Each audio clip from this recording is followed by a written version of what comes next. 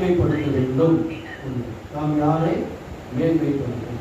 இரண்டாவது, யாரை மேன்மைப்படுத்தக்கூடாது, யாரையெல்லாம் மேன்மைப்படுத்தக்கூடாது. மூணாவது சொன்னால், நாம் கர்த்தரை மேன்மைப்படுத்துவதனால என்ன லாபம் இருக்கிறது, என்ன பலன் இருக்கிறது அப்படின்னு கொஞ்சம் தியானிக்கப்படும். நாலாவது, நம்முடைய மேன்மை யாரால் வருகிறது அப்படின்றதையும் தியானிக்க போகும். நாம் எப்படி வந்தால், எப்படி வாழ்ந்தால் நமக்கு ஒரு மேன்மை கிடைக்கும்ன்றதையும் நாம் தியானிக்க போறோம். ஹல்லேலூயா.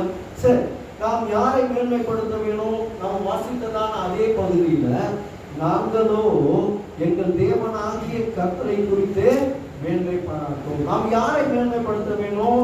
தேவனாகிய கர்த்தரை குறித்தே மேன்மை பாராட்ட வேணும். அப்படின்னா என்ன அர்த்தம்? பெருமையா பேசுகிற ஒரு காரியம், பெருமையா என்ன பண்றது, பல காரியங்களை இன்னொருத்தர்கிட்ட போய் பேசுவாங்க, பெருமையா பேசுறதுன்னா. அப்போ நம்முடைய பெருமை எதில் வருதுன்னு சொன்னா, கர்த்தரை குறித்து பேசுவதிலே தான் இருக்கிறது.